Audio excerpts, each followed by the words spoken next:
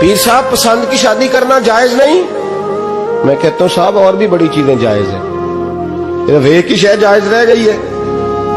رسول پاک صلی اللہ علیہ وسلم سوائے اللہ کے کسی کے پابند نہیں، کسی کے پابند نہیں۔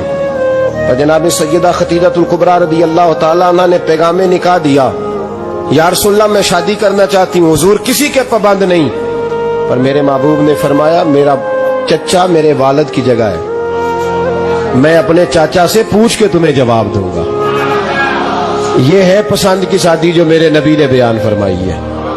تو سارا کچھ کراس کر کر کے گزر جاتا ہے، یہاں تو حال یہ ہے کہ پالنے والا کوئی اور سائے میں بیٹھنے والا، باغ تیرے دی کر کر راکھی میں ساری عمر گزاری، تو جدوں اے پھل پکن تے آیا تے لے گئے ہور بپاری۔ اور بیٹا گزرتا ہے اماں کے دروازے کے آگے سے، اماں کے دروازے کے آگے بیٹا امرود لے کے آیا ہے 6 کلو، توجہ ہے میری بات پر؟ ادھر دیکھیں جی، چھوڑیں تھوڑی دیر ہماری سنیں۔ وہ امرود لے کے آیا 5-6 کلو، تو اماں کے دروازے کے قریب سے گزر گیا رات کو، تو کمائی کھانے کا ٹائم آیا نا تو گزر گیا، تو وہ وزیر اعظم سے ڈرتا ہے نا، تو جا کے بی بی سے کہتا ہے بی بی کے حقوق دینا بھی رسول اللہ کی سنت ہے، لیکن یہ کیا بات ہوئی، تو نے بیوی اور ماں کا مقابلہ شروع کرا دیا؟ سمجھ تو صحیح، یہ تیرے لیے کعبے کی جگہ ہے اور تو بیوی کے لیے کعبے کی جگہ ہے، اسے بھی سمجھنا چاہیے، غور کرنا چاہیے۔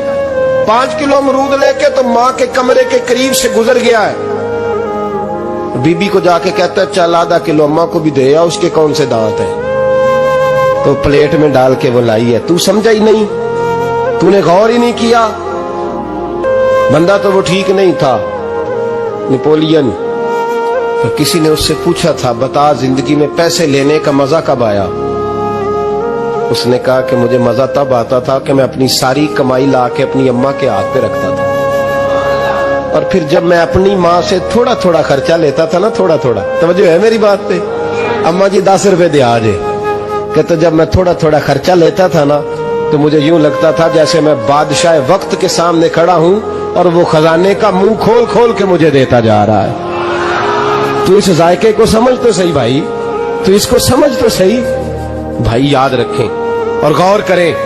ماں اور باپ، اور پھر یہ بھی سن لیں، نبی پاک صلی اللہ تعالی علیہ وآلہ وسلم نے ماں باپ کے لیے فرمایا ہما جنتک و نارک، یہی تیری جنت ہے اور یہی تیرے لیے جہنم ہے۔ اگر یہ راضی ہو گئے تو تیرے لیے جنت ہے، ناراض ہو گئے تو چاہے تو 100 پیر کے مزار پہ حاضری دے آ، لیکن جب تک ابا راضی نہیں اتنی دیر تک اللہ راضی۔